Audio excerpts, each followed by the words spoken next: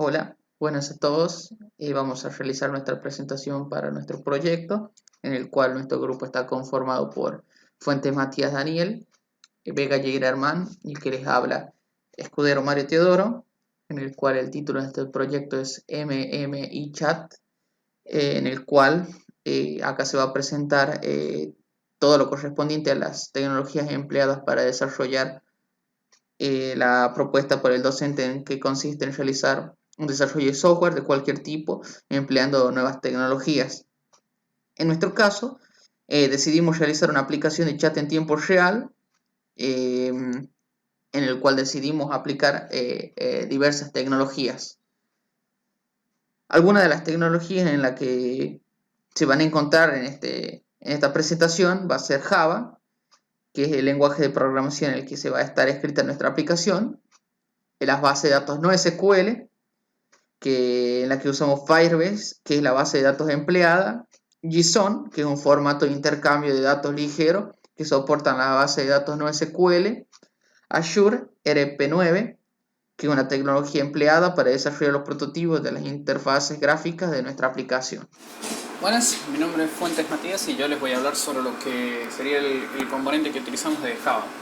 Java es un lenguaje de programación en una plataforma que se comercializó en el año 1955 y que hoy en día es uno de los lenguajes más populares en su uso.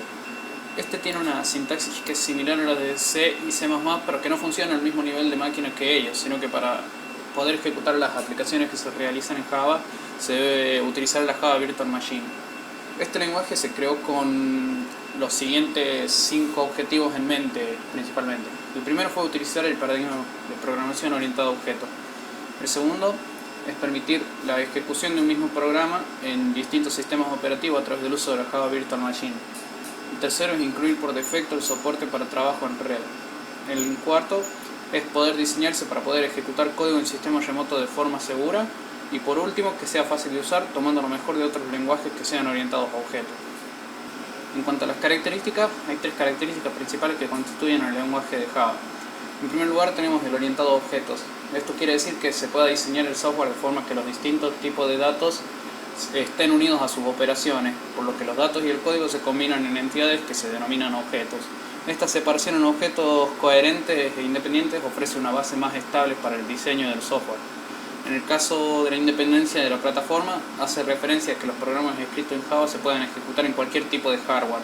Esto se logra a partir de que el código fuente que se escribe en Java se genera un código que se denomina bytecode y este es ejecutado sobre la máquina virtual de Java. Por último, el recolector de basura. Es un programa de fugas de memoria que se utiliza para poder evitar la recolección de basura. En este caso, el programador determina cuándo se crean los objetos, pero no cuándo se terminan, sino que el entorno es el responsable de gestionar el ciclo de vida de los objetos.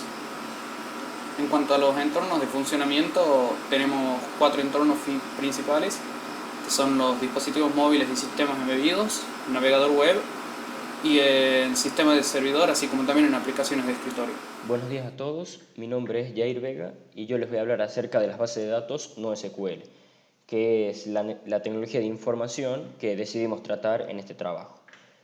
Bueno, la aparición del término NoSQL aparece con la llegada de la web 2.0, donde cualquier usuario puede subir contenido, provocando así un crecimiento exponencial de los datos. Es en este momento cuando empiezan a aparecer los primeros problemas de la gestión de toda esa información almacenada en bases de datos relacionales. Entonces, las bases de datos NoSQL surgen como solución para aquellas situaciones en las que las bases de datos relacionales generan ciertos problemas, debido principalmente a problemas de escalabilidad y rendimiento, cuando se presentan miles de usuarios concurrentes y con millones de consultas al mismo tiempo. Bueno, como para dejar en claro el concepto de las bases de datos NoSQL, las bases de datos NoSQL son sistemas de almacenamiento de información que no cumplen con el esquema tradicional entidad-relación. Tampoco utilizan una estructura de datos en forma de tabla, donde se van almacenando los datos, sino que para el almacenamiento hacen uso de otros formatos como clave-valor, mapeo de columnas o grafos. Bueno, en cuanto a los tipos de bases de datos NoSQL, algunos de los tipos que podemos nombrar son las bases de datos documentales. Una base de datos documental u orientada a documentos es un tipo de base de datos no SQL que orienta su funcionamiento a datos alojados en documentos o tiendas de documentos. Estas bases de datos se utilizan para almacenar, recuperar y administrar datos semiestructurados. Algunas de sus ventajas son que ofrecen mucha flexibilidad, escritura rápida y consultas rápidas, gracias a su gran capacidad de indexación. Un ejemplo de base de datos documentales es MongoDB. Otro tipo de base de datos que tenemos son las bases de datos orientadas a grafos. Las bases de datos orientadas a grafos son excelentes herramientas para trabajar datos complejos. Estas bases de datos nos permiten representar los datos en estructuras de grafos. Esto es de gran utilidad cuando los datos que vamos a procesar tienen altos niveles de interrelación. Estas versátiles bases de datos nos permiten ejecutar consultas y almacenamientos de datos de cualquier característica, sin preocuparnos por el volumen de datos. Además, cuentan con un gran rendimiento para responder de forma eficiente al análisis y consulta de volúmenes gigantescos de datos. Y es muy común observar la implementación de este tipo de base de datos en estructuras web de blogs, como por ejemplo Twitter. Y una marca conocida que utiliza este tipo de base de datos es Neo4j.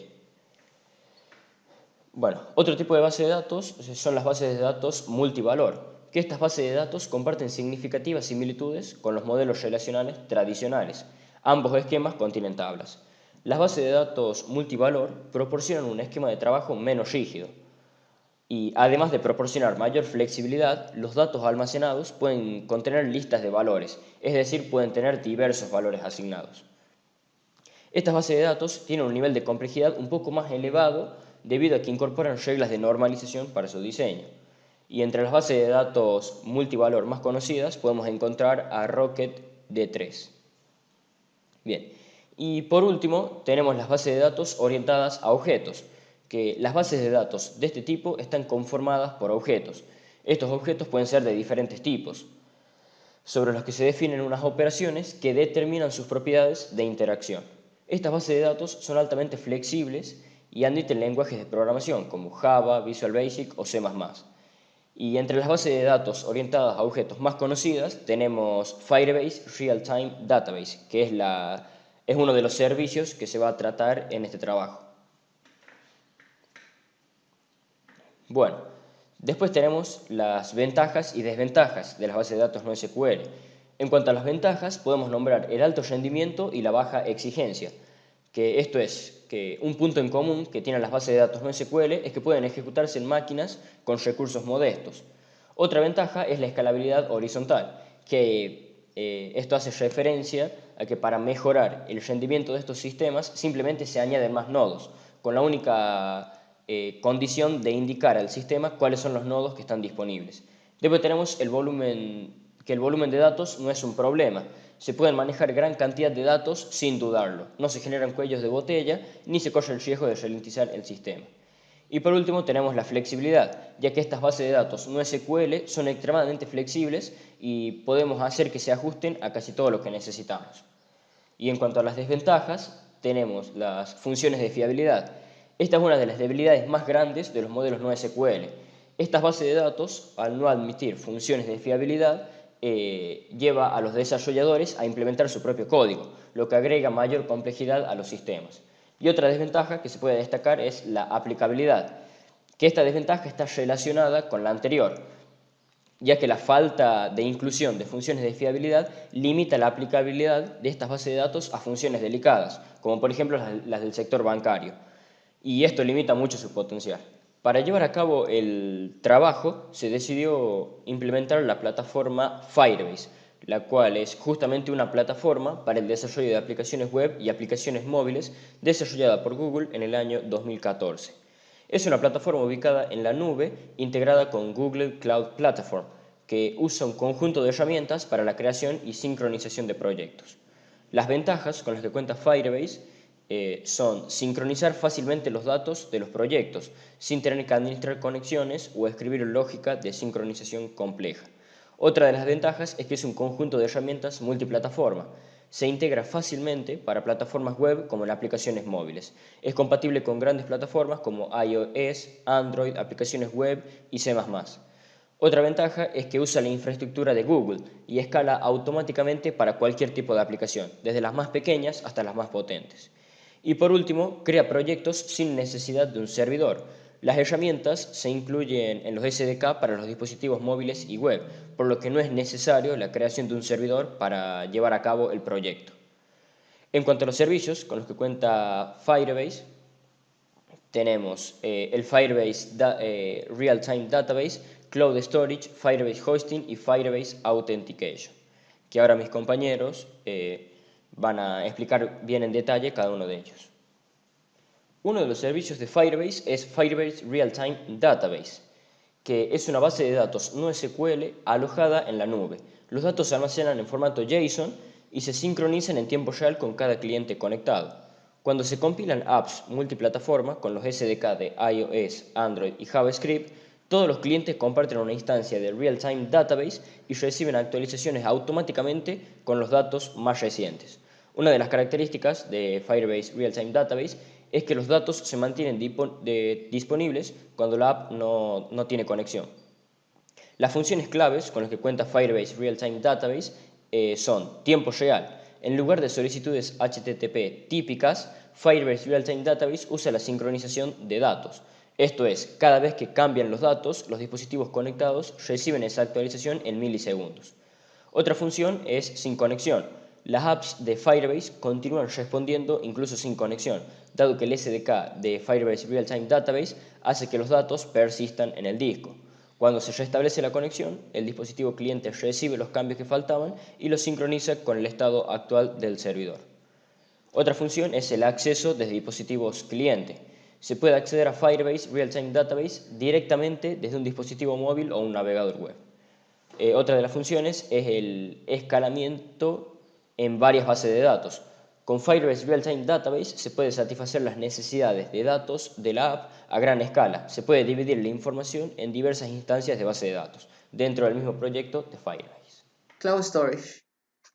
Cloud Storage se creó para los desarrolladores de aplicaciones que necesitan almacenar y entregar contenido generado por usuarios como fotos o videos.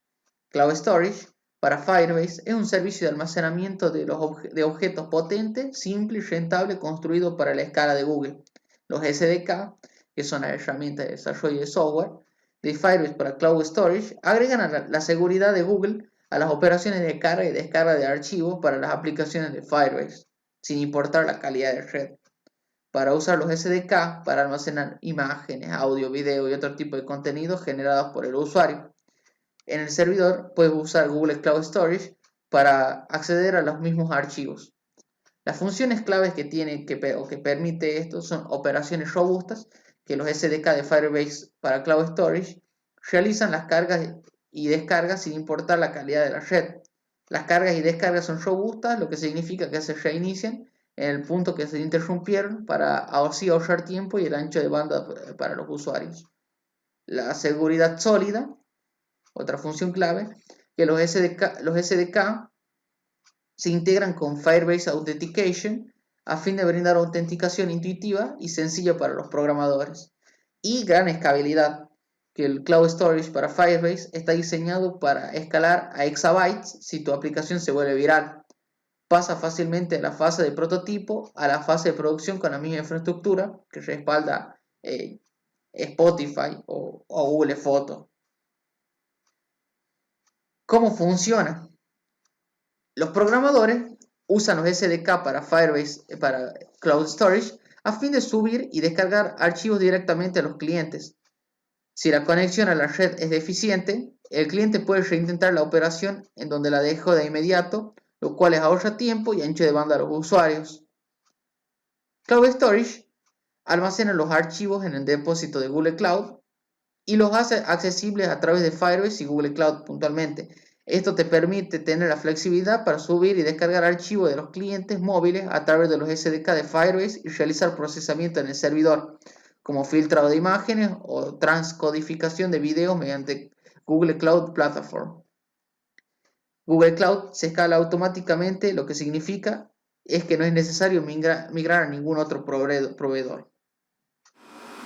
En cuanto a lo que es Firebase Hosting, Este es un servicio de hosting de contenido web con nivel de producción orientado a desarrolladores que sirve para poder implementar aplicaciones web y entregar contenido dinámico y estático en una CDN rápidamente. Tiene 5 funciones claves, entre las cuales encontramos entregar el contenido mediante una conexión segura, ya que incluye SSL sin necesidad de configuración para que el contenido pueda ser entregado de forma segura. En segundo lugar tenemos alojar el contenido dinámico y estático, además de los microservicios, ya que admite todo tipo de contenido para hosting, desde archivos CSS y HTML a distintas APIs o microservicios como Express.js. También sirve para publicar contenido con rapidez, para implementar versiones nuevas a través de un solo comando y para realizar una reversión haciendo solamente un solo clic. Otro servicio de Firebase es Firebase Authentication. La mayoría de las apps necesitan identificar a los usuarios. Conocer la identidad de un usuario permite que una app guarde sus datos en la nube de forma segura y proporcione la misma experiencia personalizada en todos los dispositivos del usuario. Firebase Authentication proporciona servicios de backend, SDK fáciles de usar y bibliotecas de interfaces de usuario ya elaboradas para autenticar a los usuarios en la app. Admite la autenticación mediante contraseñas, números de teléfonos, proveedores de identidad federada populares como Google, Facebook y Twitter. Las funciones claves con las que cuenta Firebase Authentication son Firebase UI Auth. Firebase UI proporciona una solución de autenticación directa que controla los flujos de interfaces de usuarios para los usuarios que acceden con direcciones de correo electrónico y contraseñas, números de teléfono y con proveedores de identidad federada, que incluyen el acceso con Google y el acceso con Facebook. El componente de Firebase UI Auth implementa prácticas recomendadas para la autenticación en sitios web y dispositivos móviles, lo que puede maximizar la conversión de acceso y registro de la app. Y otra función con la que cuenta Firebase Authentication es la autenticación del SDK de Firebase, que se puede hacer por medio de la autenticación basada en correo electrónico y contraseña, integración con proveedores de identidad federada, como ya nombramos anteriormente, Google, Facebook, Twitter, autenticación con número de teléfono, integración de sistemas de autenticación personalizados y autenticación anónima, que permite crear cuentas anónimas temporales para permitir el uso de funciones que requieran autenticación, sin exigir que los usuarios accedan primero. JSON es un formato de intercambio de datos ligero, independientemente del lenguaje que se utiliza hoy en día en cada API web única disponible. Está basado en un subconjunto de lenguaje de programación, aunque JSON es un formato de texto que es completamente independiente del lenguaje, pero utiliza convenciones que son ampliamente conocidos por los programadores de la familia de los lenguajes C, incluyendo C++, C#, Java, JavaScript, Perl o Python. Estas propiedades hacen que JSON sea un lenguaje ideal para el intercambio de datos. Actualmente, muchas aplicaciones móviles pueden pasar sin ninguna dificultad sin tener que intercambiar información por la web, pero si buscamos construir aplicaciones móviles orientadas a datos, tarde o temprano vamos a tener que comunicarse con un servidor remoto. Hay muchas maneras diferentes para lograr este objetivo. Hay algunos enfoques que son breves o ligeros, mientras que otros son terriblemente ineficaces y pesados en datos. Para dispositivos móviles, que pueden estar limitados por un límite mensual de datos y velocidades de conectividad lentas, queremos ser lo más ligeros y eficientes posible. JSON tiene muchas ventajas, como por ejemplo el formato sumamente simple, velocidad de procesamiento alta y archivos de menor tamaño. Y tiene la única desventaja visible que se tiene es que tiene una estructura un poco enredosa y difícil de interpretar a simple vista. Y tenemos su contraparte o su versus, que es XML, que es el lenguaje de marcado extensible, que ha sido una forma popular de estructurar datos usando un lenguaje de marcados familiar. Es a la vez parecido al humano y legible por la máquina, y es muy similar en apariencia al lenguaje HTML, que tiene ventajas como por ejemplo que tiene un formato muy estructurado y fácil de comprender y se puede definir estructuras complejas y reutilizables. Y tiene desventajas tales como es más complicado de entender, el formato es sumamente estricto y lleva más tiempo de procesar. En cuanto a Azure RP9, es la plataforma de modelado que utilizamos nosotros para crear o diseñar el prototipo de lo que vendría a ser nuestra aplicación antes de llevarla a la programación. En sí, el Axure es un software utilizado para poder planificar, crear prototipos y entregar a los desarrolladores sin necesidad de usar código, y que básicamente ayuda a documentar los problemas creando diagramas gráficos. Es una herramienta que es completa e intuitiva y tiene, digamos, una amplia gama de widgets que, bueno, se pueden diseñar fácil para proyectos de sitio web o de aplicaciones móviles. Además, digamos, este prototipo se puede exportar en formato HTML, que es bastante útil. En cuanto a sus ventajas, podemos encontrar tres, que es la mezcla de análisis y diseño, ya que combina herramientas de diseño con importación en CBG e integración de Sketch. Cierra la brecha con el desarrollo, ya que, bueno, nos proporciona especificaciones completas y que son fáciles de entender para que los desarrolladores puedan ofrecer productos que coincidan con los diseños. Y por último, que agiliza el flujo de trabajo de diseño, ya que permite fácilmente compartir los prototipos de Axure RP y los bocetos, y así como también sus comentarios a través del Axure Cloud. El entorno de desarrollo que se utilizó para llevar a cabo la aplicación fue Android Studio, el cual es el entorno de desarrollo integrado oficial para la plataforma Android y fue lanzado el 16 de mayo de 2013. Está basado en el software IntelliJ IDEA de JetBrains y fue publicado de forma gratuita a través de la licencia Apache 2.0. Ahora les voy a mostrar lo que vendría siendo el prototipo que nosotros diseñamos en el Axure antes de llevarlo a la implementación, que en este caso, bueno, sería la primera pantalla que vemos en la aplicación, en la cual tenemos para ingresar el usuario y para ingresar la contraseña también, con los botones de ingresar y, en el caso de no tener cuenta, llevar a la página de registro. Esto sería la pantalla de registro, en la cual podemos cambiar la foto de perfil y podemos ingresar los distintos datos que se van a pedir en la aplicación. Estos son los distintos campos. Y, bueno, por ejemplo, el género, y en caso de registrar. Volviendo a la página de inicio, si vamos al ingreso, nos va a llevar a lo que vendría siendo la pantalla de contactos, en la que se encuentran los distintos chats, que en este caso, bueno, pusimos 4 usuarios para que sirva de ejemplo. Utilizamos el usuario 1, que nos mostraría, digamos, lo que sería la ventana de chat en sí, que tiene acá para enviar imágenes, escribir el texto o para enviar el mensaje. Y esto sería lo que es el mensaje. Usuario 2 seríamos nosotros y usuario 1 sería el que nos responde. Así que básicamente esas serían las 4 pantallas de prototipo que utilizamos antes de llevarlo a la codificación. En cuanto a nuestra aplicación, esta cuenta con 6 módulos, donde tenemos el módulo del login, el módulo de la mensajería, que sería el chat en sí, un módulo de menú, que es donde se muestran 2 opciones, que es para ver los usuarios que están registrados en la página, y otro para cerrar sesión. Esto ya lo vamos a ver cuando ejecutemos la aplicación. Después tenemos el módulo de registro, el módulo de splash, que es una pantalla splash, que es lo que se inicia antes de poder entrar a la aplicación. Y, bueno, el módulo para ver los usuarios que están registrados en la aplicación. Luego tuvimos que hacer clases adicionales, ¿no?, para poder programar todo. Por ejemplo, tuvimos que hacer mensajería adaptador, que esto es una forma de articular lo gráfico, que lo hacemos en el XML, con la programación. Por eso ustedes ven acá que tuvimos que extender de, por ejemplo, mensajería holder, que mensajería holder los tenemos más acá abajo, que esto es para representar todos los campos que contienen las tarjetas del mensaje, porque al fin y al cabo son tarjetas los que nosotros enviamos. Por eso tenemos el nombre, el mensaje, la hora, la foto del mensaje del perfil, de quien envía el mensaje o de quien lo recibe, y la foto del mensaje en caso de que lleve foto. Y lo mismo para el usuario viewholder. Tenemos todos los campos que contiene la tarjeta usuario, como es la foto de perfil, el nombre del usuario. Bueno, volviendo acá definimos dos entidades, que serían Firebase y Lógica.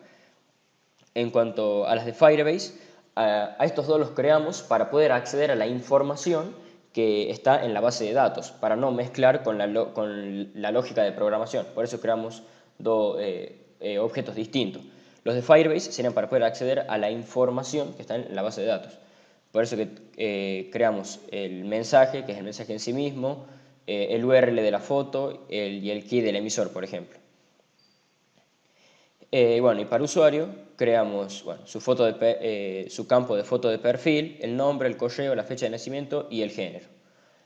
Y en cuanto a la lógica, Estos dos objetos los creamos, bueno, como dije anteriormente, para poder trabajar con todo lo que necesitamos hacer de lógica de programación sin estar confundiendo con lo que necesitamos para poder acceder a la información en la base de datos. Bueno, de los holders ya hablamos y en las persistencias tenemos mensajería DAO, que sería Data Access Object, y lo mismo para usuario, Data Access Object, que acá es donde vamos a usar los objetos que tenemos en Firebase, porque acá es donde hacemos esas consultas, por así decirlo, a las bases de datos.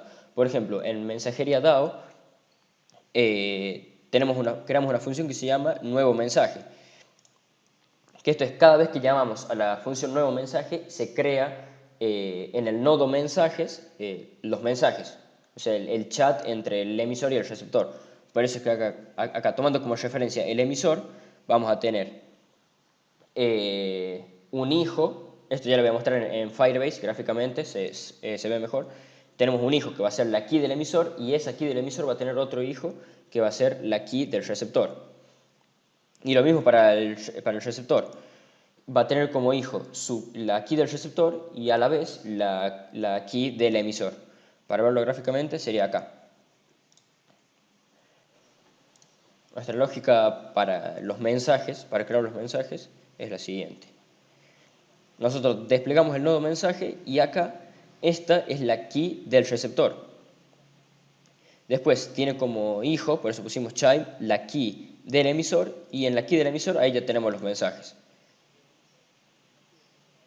Tenemos los mensajes con su respectiva key para ver si es del emisor o del receptor. Esa sería la lógica que utilizamos para poder hacer el intercambio de mensajes. Bueno, volviendo al código, bueno, en usuario data access object, por ejemplo, creamos una función para obtener la fecha de creación del usuario. Por eso acá utilizamos el Firebase Auth. Si vamos acá, en Firebase Authentication, podemos ver cuándo se creó. Podemos ver que, por ejemplo, Matías@gmail se creó el 5 de septiembre de 2020. Bien.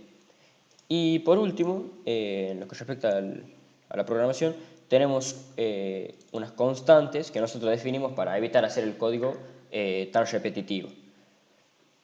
Esto sería lo del backend. En cuanto a lo del frontend, tenemos que venirnos acá a los archivos XML, donde tenemos cada archivo XML para cada uno de los módulos. Tenemos para el login, que este es lo que sería el login, para la mensajería, bueno, casi se ve, pero no se va a ver así cuando ejecutemos la aplicación. Bueno, el del menú, del módulo del menú, para el registro, bueno, lo del Splash Activity, que esta es la pantalla Splash, para ver los usuarios, así se mostrarían, y las tarjetas, para lo que sería el mensaje del emisor, que se va a mostrar del lado derecho, y la tarjeta del mensaje del receptor, que se mostraría del lado izquierdo. Y bueno, y esto que es la tarjeta del usuario, cómo se va a ver cuando estemos chateando.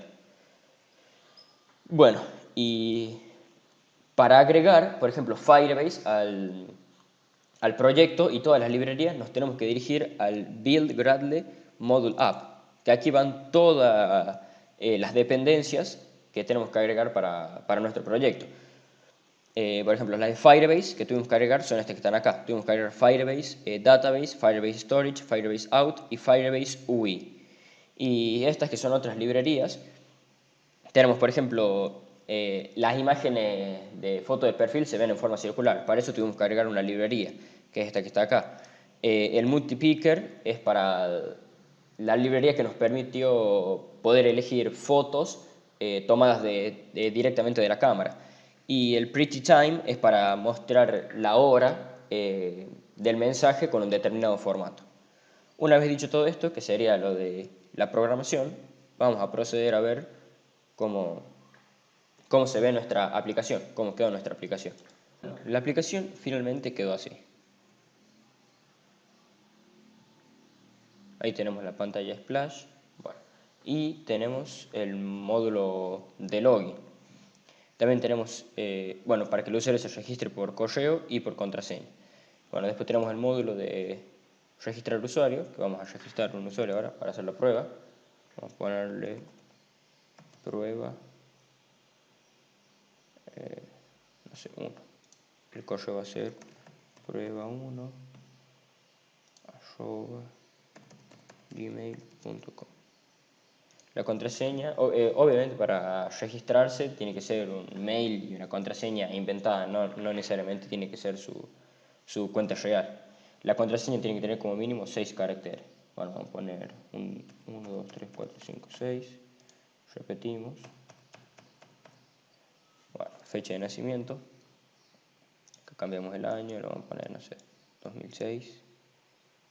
¿Está bien?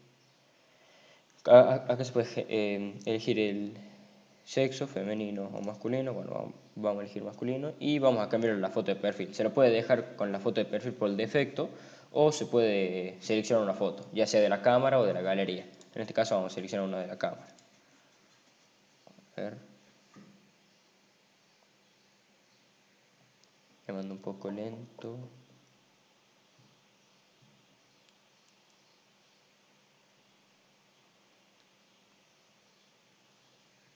Bueno, vamos a tomar esa foto.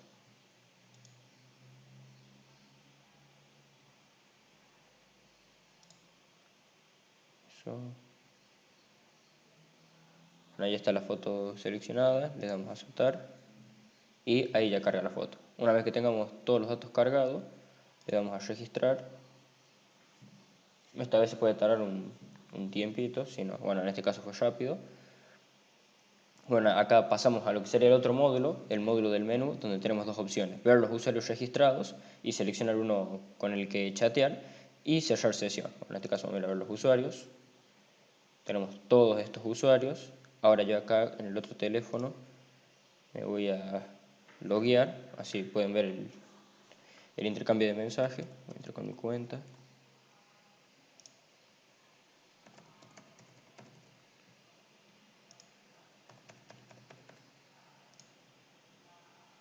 Entramos. Bueno, ahí ya entramos. Bueno, vamos a elegir, estamos en prueba 1.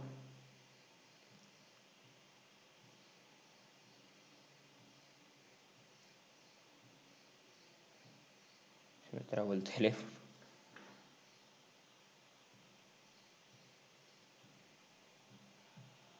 Ahí está. Prueba 1.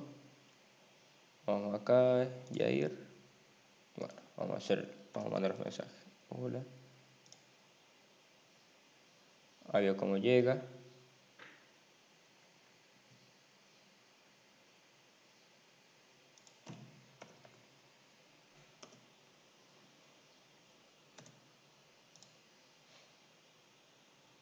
Acá también se puede mandar fotos. Creo que en este teléfono no tengo ninguna foto, salvo la que tomé recién. A ver. Sí, acá está.